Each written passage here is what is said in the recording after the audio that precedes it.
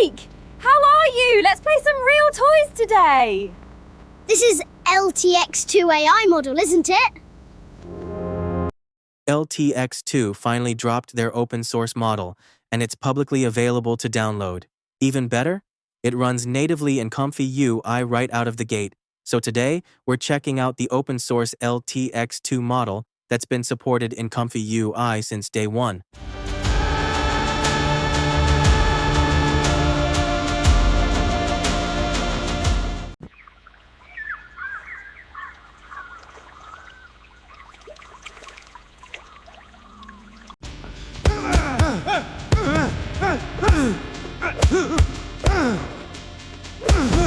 They just dropped it. LTX2, open weights, full DT architecture, audio video sync, temporal upscaling, everything. You're sure? Not another bluff? It's real. Then we're not just surviving this fight. What does natively supported actually mean? It means all you've got to do is update your ComfyUI. You've got built-in nodes plus backend support that lets this model run smoothly without any extra hacks or third-party patches. Now, here's the thing. This model is really good. Like, noticeably better than other similarly sized mature video models on the market, including some of the AI video models we've played around with before. And the best part? It's all baked into one package. Right now, the model supports text-to-video, image-to-video, and control-to-video, which means you can use ControlNet to guide motion in your videos. You can even edit it kinda like how you'd do video-to-video with WAN 2.1 or 2.2. Same general concept applies here. But here's what I really appreciate. LTX2 didn't split all these features, ControlNet, text-to-video, image-to-video, into separate model files or separate widgets. Nope. Instead, they bundled everything into a single model file. That includes the full LTX219 B-parameter model. You can grab it directly from Hugging Face. On Hugging Face, you'll see several versions of the model with different sizes and precisions. For example, there's the LTX2-19B dev version. That's the full model using flexible and trainable BF16 weights. If you're an AI developer or a model trainer looking to fine-tune or create a LoRA with LTX2, you'll probably want this BF16 version for your day-to-day work. But if you're just running this on a consumer PC or workstation and want to save VRAM and memory, you've got other options. Specifically, the FP8 and FP4 quantized versions. These use less memory and are way more accessible if you don't have a top-tier GPU. There's also a distilled version of the model you can run with fewer sampling steps.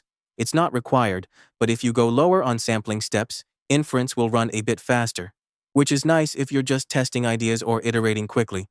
Now, about that distilled version. If you download the full BF16 model, you actually can still use distillation features. You just need to apply a LoRA that embeds the distilled model behavior. On Hugging Face, you'll find a file called LTX219B distilled LoRA 384. That naming might look a little cryptic, but it's basically just their versioning convention. Oh, and don't forget the Upscalers. There are 2 additional model files specifically for upscaling. By default, LTX2 workflows output video at 1080p, and the results are seriously impressive. You've probably seen some demos on their official site. They've even got a platform where you can log in and play with LTX2 directly. Just keep in mind, using their cloud GPU eats into your credits. Anyway, back to Hugging Face. On the official LTX2 repo page, you'll find clear instructions for running the model locally, including a section specifically for ComfyUI. They also provide a Python codebase if you prefer to run things without a UI. That includes an LTX pipeline and an LTX trainer for fine-tuning or creating LoRAs. But for most of us, ComfyUI is the way to go. It's just way more convenient. So in this video, I'll be using ComfyUI to explore LTX2's core features, starting with text-to-video and image-to-video. And just like I did with WAN 2.1 and WAN 2.2, I'll break this into separate episodes, one for each major feature, so we can dive deep without overwhelming you. Now, how do you actually get the model files? If you're not super familiar with the naming conventions or unsure which version to download, don't stress. I've linked a super helpful page in the video description. It's the ComfyUI LTX video GitHub page, and you'll definitely need this if you're running LTX2 in ComfyUI. Go ahead and drop that repo into your custom_nodes folder. It includes all the patches you need, latent data handling, VAE support, and everything else required to run LTX video properly. Scroll down to the bottom of that repo and you'll see a required models section. It lists every file you need, all of which are hosted on Hugging Face. Just click the links and they'll download straight to your machine. Easy. From there, you can pick the right version for your hardware: FP819B, distilled FP8, BF16, distilled LoRa for low-step sampling, used with the BF16 model, and even the Upscalers. One thing that can trip you up? The text encoder. By default, the LTX video GitHub repo uses Gemma 3. It's actually Google's Vision-Enable language model. When you click into the Gemma 3 Hugging Face repo, you'll notice the model weights are split into multiple safe tensors files, usually 5 or 6 of them. Now, the official LTX instructions say to download all assets from the repo, which means grabbing every single one of those split files. But here's where it gets confusing. In ComfyUI workflows, the LTX Gemma 3 model loader node only points to one of those safe tensors files, specifically the last one in the sequence. Does that mean you only need that one file? Nope, you still need all of them. The loader just references the final file as an entry point, but the model won't work without the full set. Now, there's a simpler way. Some folks, including the official ComfyUI team, have uploaded a merged, single-file version of Gemma 3, 12B, on Hugging Face. You'll find it in the ComfyUI org LTX2 repo under a folder called Text Encoder. This one file combines all the split weights into a single safe tensors file, which is way less confusing. So if you're new to this, I'd recommend grabbing that merged version. It eliminates the guesswork and avoids the questions about, wait, do I need all these files? Anyway, I'll link that in the description too. Alright, so to recap, the main files you need are the checkpoint model, BF16, FP8, etc., LoRAs, distilled, detail enhancers, etc., latent upscalers, text encoder, Gemma 3. Once you've got those downloaded, organize them properly. Put the main checkpoint like LTX2 folder. I like making a subfolder just for LTX. It keeps things tidy. The upscalers go into a latent_upscale_models folder, not the regular upscale_models folder. These aren't standard image upscalers. They're built specifically for LTX's latent space workflow. And finally, the Gemma 3 text encoder goes into your text_encoders folder. Now, about that Gemma 3, again, I went the official route and downloaded all the split files, but you could just as easily use the single merged file from the ComfyUI repo. There are even lower precision versions like FP8 or FP4 floating around on Hugging Face if you're tight on VRAM. Just search Gemma 3 12B, there's a ton of options. Once everything's in place, fire up ComfyUI. In the LTX video GitHub repo, you'll find an examples workflows folder. Drag any of those JSON files into ComfyUI to get started. There are versions for distilled LoRa, full BF16 image to video, and more. Since I downloaded the full BF16 model, I'm using the full with LoRa workflow. Let's walk through it. First, it loads the LTX219B model, including its built-in VAE. Yep, no need to download a separate VAE file. It's all included in the checkpoint. Then it applies the distilled LoRa via a standard load LoRa node. You'd use this if you want to run with just 8 sampling steps and CFG equals 1, the minimum settings for the distilled version. Next up, the latent upscaler model. This is where you select that 2x upscaler we downloaded earlier. Then comes the Gemma 3 text encoder. Make sure the path points to your downloaded file. You'll also see a drop-down for LTX video path. Just point that to your main LTX2 model file. The maximum length setting? Leave it at default unless you really know what you're doing. Oh, and here's a neat feature. The audio VAE loader. LTX2 actually generates synchronized audio along with video, and the audio VAE is baked right into the main model file, whether you're using BF16, FP8, or FP4. Before we go further, I've got to share some exciting news from NVIDIA. In a recent blog post, they announced native RTX-accelerated 4K AI video generation, and guess which model they're using? Yep, LTX. They're rolling out new NVFP8 and NVFP4 model formats, optimized specifically for NVIDIA RTX GPUs.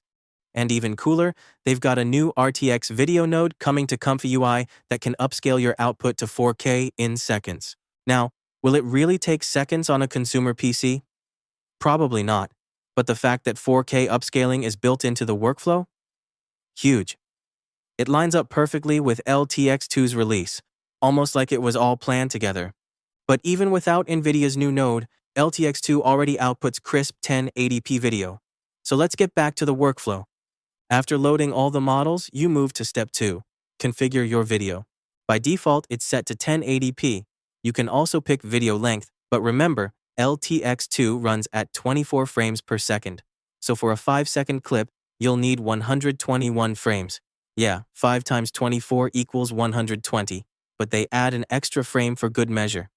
The official LTX site says you can generate up to 20 seconds in one go, but for now, stick with shorter clips unless you've got serious hardware.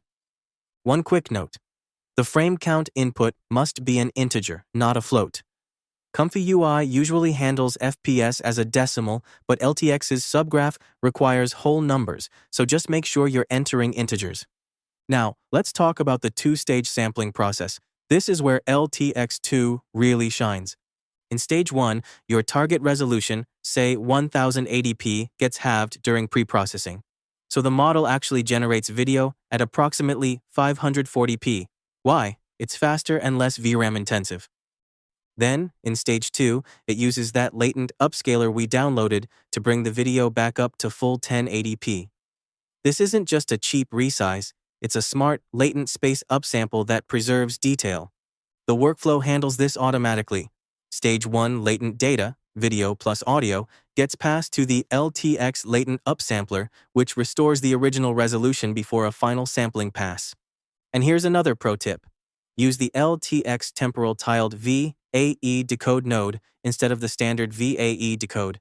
If you've ever generated high-res video before, you know the struggle, your PC freezes, the fan screams, and you just sit there hoping it doesn't crash. With the tiled VAE, it's smooth. You'll see real-time frame-by-frame progress in the command window, and your system won't lock up. It's a game changer. All right, let's test it out.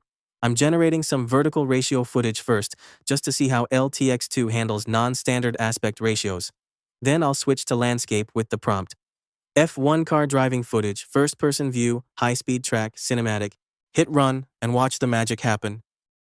You'll see 2 progress bars, one for stage 1, one for stage 2. The runtime is surprisingly fast, about 2 minutes for a full 1080p clip with audio. That's way quicker than most open-source video models out there. And the quality? Really solid. The 2-stage approach is smart. Unlike WAN 2.2, which uses stage 2 mostly for refinement, LTX2 uses it for actual upscaling. So you're not wasting compute, you're building resolution intelligently. Now, is it perfect? Not quite. In my F1 clip, the car physics are a little off. Like, it drifts unrealistically in one turn. In real life, that car would have spun out. But overall, the motion feels natural and the first-person perspective works well. And the audio? Oh, it's not just engine noise. There's actual dialogue and radio chatter. Copy that, push to sector 3, you're on clean air. Copy that, push to sector 3, you're on clean air. Yep, LTX2 generates synced contextual audio. Background sounds, voice lines, the whole package. Another cool feature, the prompt enhancer node, included in the custom nodes pack. If your input prompt is a little vague, like you didn't specify sound effects or dialogue, the enhancer uses Gemma 3 to expand your prompt with richer details tailored for LTX2. Just plug your text into it, set a strength level, and it spits out an optimized version. It even shares the same text encoder, Gemma 3, so everything stays consistent. For example, what I generated, it even nails the dramatic pauses. Of course, action scenes still need work, physics, object permanence, that sort of thing, but that's where custom LoRAs come in. You can stack additional LoRAs after the distilled one, like an action-style LoRa or a cinematic camera LoRa to steer the output. Inside the sampling subgraph, there are 2 model inputs, one for stage 1's CFG guider and another for stage 2. Any LoRAs you load get applied to both stages, so your style stays consistent throughout. Now let's talk image to video. The workflow is similar, but simpler. You start with a reference image, feed it into the sampler subgraph, and add your prompt, with the enhancer if you want.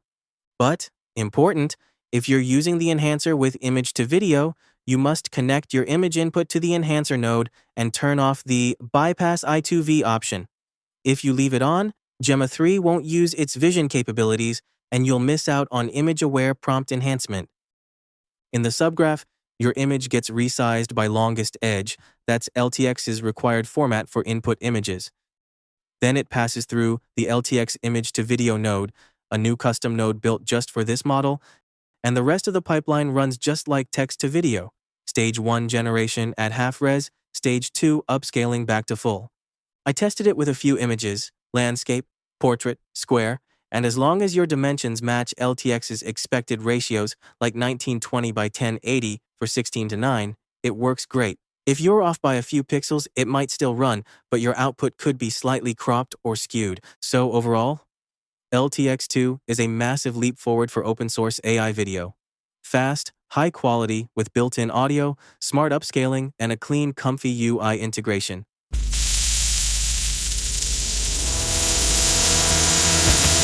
And honestly, we've only scratched the surface. There's ControlNet support, video-to-video editing, multi-subject scenes, all coming in future videos. This month is going to be packed with LTX2 experiments, so stay tuned. And as always, I'll see you in the next one. See ya. He's playing with us again. He's not playing. He's counting on us to follow. You always show up when I'm having the most fun? Or is that why you're really here? The diamond's not yours to take, Selena. Maybe I don't want the diamond. Maybe I just want to see if you'll stop me. It's live. LTX2. Open weights. All of it. You sure it's not a honeypot? A text encoder, 2-stage pipelines, FP8, LoRAs for pose, depth, camera moves, everything's there. Then we deploy it before they patch it. Distilled pipeline's fastest 8 steps. We can generate full audio video in seconds. Then let's give Gotham a show they can't fake. LTX2, you better be good this time.